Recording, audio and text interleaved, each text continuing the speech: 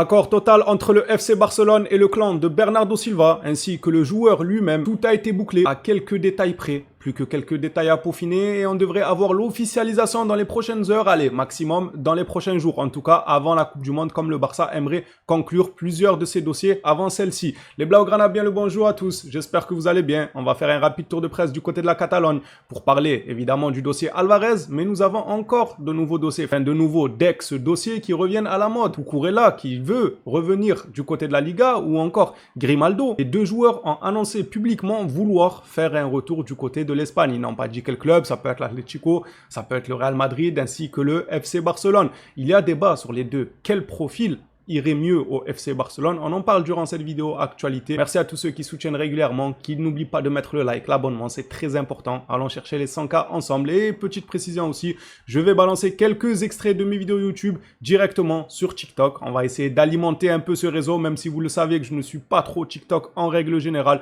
Mais là, je me suis dit, période de mercato, pourquoi pas essayer de l'alimenter un peu. Vous trouverez le lien dans la description pour ceux qui veulent aller s'abonner et donner de la force là-bas aussi. Ceci dit, parlant football, parlant mercato et recrues, ainsi que les départs. Ansu Fati et compagnie. Justement, nous allons commencer par l'officialisation de Ansu Fati. C'est terminé entre Fati et le FC Barcelone. Ça fait quelque chose quand même, malgré qu'on en a eu marre au fil du temps de le voir pas réussir à saisir l'opportunité que le Barça lui offrait de pouvoir remontrer de quoi il était capable. Malheureusement, il n'a pas pu saisir l'opportunité. C'est terminé entre lui et le Barça. Vous savez déjà ce qu'on en pense ici. C'est la meilleure chose qui pouvait arriver pour les deux clans, que ce soit pour Ansu Fati, histoire qu'il s'enlève déjà cette pression et surtout cette douleur qu'il doit avoir par son passif au FC Barcelone. C'était la star montante. Il était le concurrent direct de Vinicius et on sait à quel point Vinicius, surtout il y a quelques saisons en arrière, il était déjà monstrueux. Être mis à la même table que lui et comparé, voire meilleur que lui, car il avait des atouts que Vinicius n'avait pas, dans notamment la finition, il était chirurgical devant la cage. Toute cette histoire-là qui a pris une mauvaise tournure, je pense que ça lui pesait sur les épaules. Il faut, pour sa carrière professionnelle ainsi que pour sa propre personne, hormis le sport,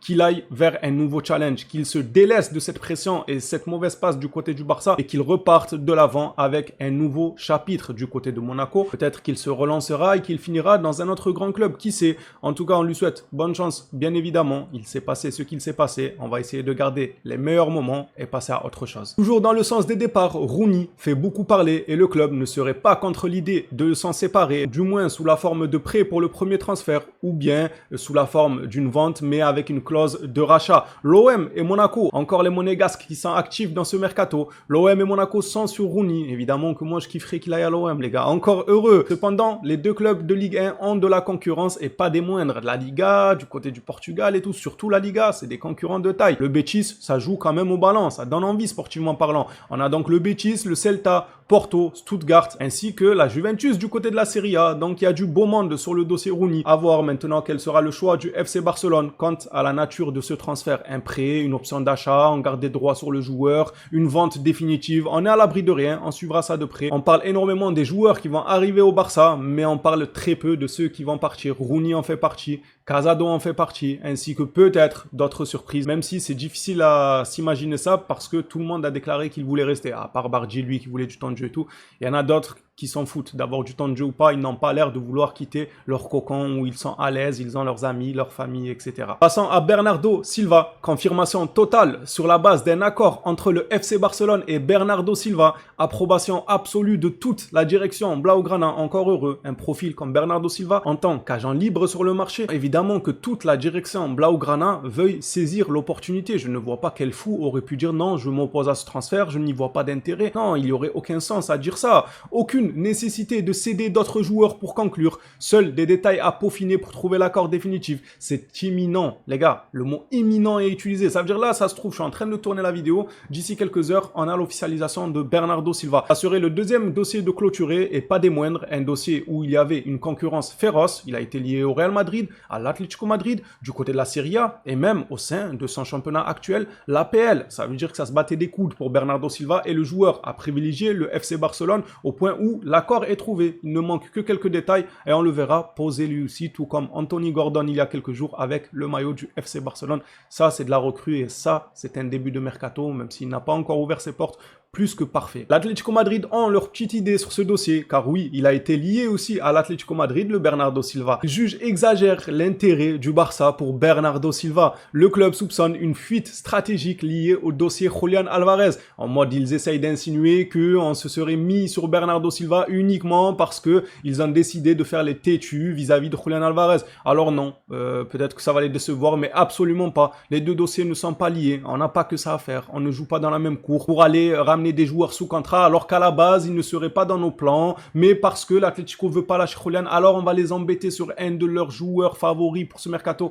Non, on en a que faire. La vérité est que c'est un joueur qui a l'ADN Barça et que c'est une opportunité à saisir sur le marché. C'est pour ça que les deux âmes s'attirent. L'âme de Barcelone et l'âme de Bernardo Silva sont faites pour collaborer ensemble au moins quelques saisons. On doit voir ça de nos propres yeux. Donc ça n'a rien à voir. L'Atlético Madrid ne sait pas pour qui ils se prennent à se mélanger comme ça à nous. Ils pensent vraiment qu'on irait jusqu'à leur shipper des soi-disant recrues juste par vengeance. On n'a pas que ça à faire, on ne joue pas dans la même cour. Je voulais déjà expliquer que vous n'êtes pas nos concurrents. En quelle langue il faut que je m'exprime? L'Atlético Madrid ne sont et ne seront jamais les concurrents du FC Barcelone. C'est les concurrents de Villarreal, de l'Athletic Bilbao. C'est vrai qu'ils font de bonnes saisons, plus ou moins, ils sont réguliers, mais ça ne fait pas d'eux des concurrents du FC Barcelone. Parlons maintenant du débat qui est né aujourd'hui entre Cucurella et Grimaldo. Les deux ont fait savoir qu'ils avaient envie de revenir en Liga, et ça y est, il n'en fallait pas plus pour que le Barça se saisisse des dossiers, qui parlent avec leur entourage et que les supporters Blaugrana se lancent un débat. Qui irait le mieux au FC Barcelone, Grimaldo ou Cucurella? Moi, mon avis, il est partagé. J'ai deux avis, tout simplement. Je dirais côté financier, Grimaldo, sans aucun doute, parce que le mec coûtera combien à tout casser? 10 ou 13, voire 15 millions grand maximum. Donc, financièrement parlant, c'est plutôt pas mal, ce genre d'opportunité. Maintenant, sportivement parlant, si on se veut construire une équipe d'avenir solide, etc., Cucurella, pour moi, ne joue pas dans la même cour que Grimaldo. Donc, on soit bien d'accord. Oui, Grimaldo, il met beaucoup de buts, beaucoup de passes décisives, tout ça, tout ça. Les gars, soyons sérieux 2 minutes.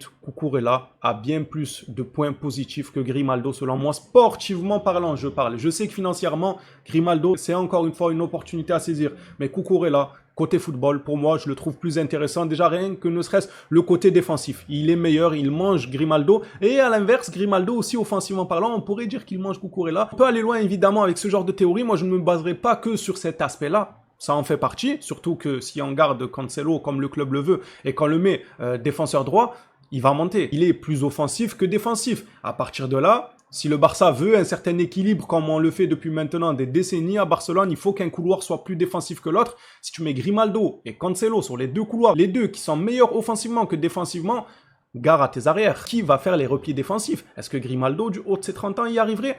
C'est possible, 30 ans, tu n'es pas carbonisé. C'est ok s'il arrive à faire le retour, mais est-ce qu'il arrivera à bien défendre après avoir fait une course de 50 mètres vers l'arrière? Vu notre manière de défendre, c'est pas le joueur le plus rapide qui puisse exister. Maintenant, moi, les deux pistes me plaisent. Si Grimaldo vient, je ne serai pas déçu. Loin de là. Opportunité à saisir, le Barça l'aura saisi, il n'y a aucun souci. Si Cucurella vient, je serai aussi plus que satisfait. Mais côté financier, on parle d'une offre aux alentours de 50 millions. Est-ce que le Barça serait prêt à se mouiller à ce point sur un latéral à 50 millions quand on sait que le dossier du neuf n'est toujours pas bouclé et le dossier d'un top défenseur central n'est toujours pas bouclé? Qu'en pensez-vous les Blaugrana? Je vous laisse la parole dans l'espace commentaire. Cucurella ou Grimaldo, faites votre choix. Vous prenez le côté sportif ou le côté financier. Hâte de vous lire. Moi, j'irai quand même sur le côté sportif. Si je devais trancher, je vous ai donné maintenant les deux choix possibles selon moi et compréhensibles, mais si je devais en choisir un parmi ces deux choix, j'irai quand même sur le côté sportif, évidemment. Après, attention à nos finances tout de même.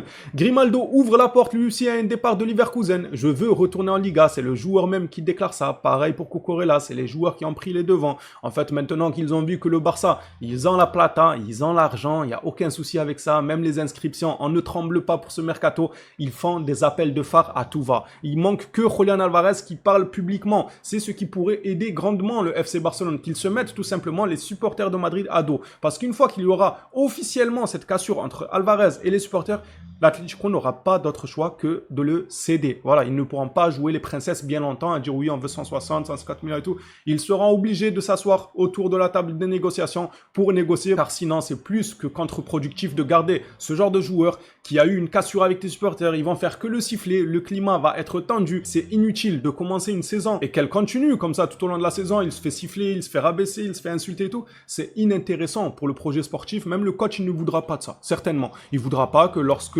son équipe joue dans son stade, au lieu que les gens viennent pour supporter l'équipe, ils viennent pour attendre qu'Alvarez touche le ballon pour le siffler. Quel entraîneur voudrait ça? C'est inutile. Donc Alvarez doit se mouiller. Prends exemple sur Grimaldo ainsi que Cucurella. Maintenant, s'il ne se mouille pas, bonne chance à lui dans la prison de Sona avec Brad Bellic, etc. La pâte de poulet, tout ça. Franchement, courage. Je lui souhaite tout le courage et tout, avec les combats qu'il y a là-bas.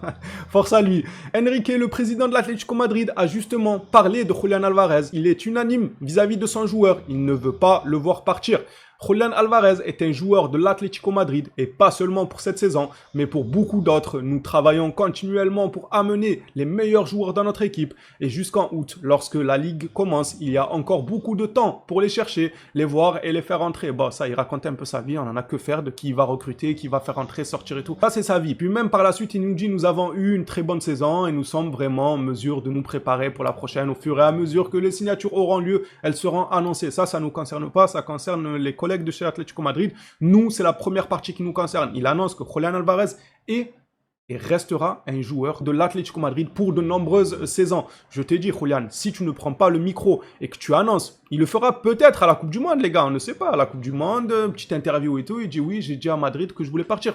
C'est possible, s'ils voient que ça s'éternise, qu'ils ne veulent vraiment pas négocier et tout, c'est possible que ça arrive, pour moi c'est la seule solution. Sinon ça va être compliqué, à moins de casser la tirelire, mettre les 150 millions que l'Atlético Madrid veut. Mais il y a quelques mois de ça, notre président, Juan Laporta, a déclaré qu'il aimait énormément le joueur, mais qu'il ne casserait pas la tirelire pour lui. Il s'agit maintenant de savoir qu'est-ce qu'il entend par casser la tirelire. Est-ce que pour lui, 150 millions, c'est casser la tirelire ou bien il pense à un montant beaucoup plus élevé? L'information sur les 150 millions nous vient de l'ACER. Ils estiment que 150 millions ou à peu près, l'Atlético Madrid entrera en négociation. Ça, c'est selon ce journal, mais on a d'autres journalistes qui, eux, estiment que pour bien moins, l'Atlético Madrid pourrait se voir être obligé de s'asseoir à la table des négociations. DBR8 nous dit qu'il pense que Barcelone va faire une nouvelle offre. On m'a dit que s'ils proposent 120 millions, ils le vendront. Est-ce que 120 millions, c'est déconnant pour vous? Pour moi, un feuilleton comme celui-ci, c'est pas déconnant. Un feuilleton qui va s'éterniser, les deux clubs qui s'envoient des pics et tout. D'ailleurs, je trouve la réaction du FC Barcelone très mature et c'est ce qu'il fallait faire. Après la déclaration de l'Atlético Madrid, ce qu'ils ont fait, les photomontages et tout sur nos joueurs, le Barça aurait pu répliquer, mais ils ont eu la sagesse de ne rien dire et c'est absolument ce qu'il fallait faire parce qu'on a fait trop de bruit. Tous les yeux étaient rivés sur nous avec la signature d'Anthony Gordon. Je vous l'ai dit, à en oublier une Ligue des Champions, une finale carrément de Ligue des Champions, plus personne n'en parlait, on parlait que de Gordon. Ensuite, pareil pour Alvarez. Alvarez, le Barça, il a dit qu'il voulait quitter et tout. On ne parlait que de ça. Ça a énervé l'Atlético, ils ont réagi à chaud. Le Barça a décidé de ne pas rentrer dedans, de garder leur distance et pour moi, chapeau. Ça a été la meilleure ligne de conduite possible, c'est de se faire discret, de faire en sorte que les regards se détournent un peu de Barcelone. Parce que si tu répondais et que les regards seraient encore sur le Barça, ah regardez Madrid, ils ont dit ça, le Barça leur a répondu ça, Madrid, qu'est-ce qu'ils vont répondre et tout, tu peux être sûr que le dossier Alvarez, déjà qu'il est tarpin compliqué, tu peux être sûr que tu peux t'asseoir dessus, l'oublier, passer à autre chose. C'est juste impossible. Eux non, ils ont préféré garder leur sang-froid, encaisser les critiques, essayer d'apaiser les tensions et c'est ce qu'il fallait. On avait tellement de yeux sur nous que ça peut, selon moi, jouer contre nous. Parce que les gens, ils parlent que du Barça, Barça. Donc, on va leur mettre des bâtons dans les roues, nous, on n'est pas d'accord, etc., etc. C'est pour ça que j'explique que le choix que Barcelone a fait de ne pas répondre à leur pic, d'essayer d'apaiser les tensions, c'est le meilleur possible. Alors oui, évidemment, on a l'intérêt de signer Alvarez, donc ça serait totalement bête de rentrer dans un conflit comme celui-ci, mais ça aurait été possible, on ne sait pas. Dans un autre monde, il suffit d'une réponse et bam, ça part encore plus loin et le dossier se bloque définitivement comme expliqué juste avant. Les Blaugrana, ceci dit, c'est déjà terminé pour cette vidéo actualité. Hâte de voir vos avis dans l'espace commentaire, c'est fait pour ça. Faites-nous part de ce que vous pensez sur tous ces dossiers. Alvarez à 120 millions, jugez-vous l'offre suffisante ou pas assez? 150 millions, est-ce une offre qui, selon vous, le Barça se doit d'atteindre ou c'est trop abusé? Cucurella ou Grimaldo? Mouillez-vous dans l'espace commentaire, c'est fait pour ça, les gars. Commencez pas à vous retenir et une fois qu'il signe, venir nous dire « Ah, moi je pensais ça ». Non, c'est maintenant qu'il faut penser, c'est maintenant qu'il faut déclarer ce qu'on a choisi. Les Blaugrana, ceci dit, on s'attrape à la prochaine sur le FC Barcelone. D'ici là, prenez soin de vous, les phénomènes.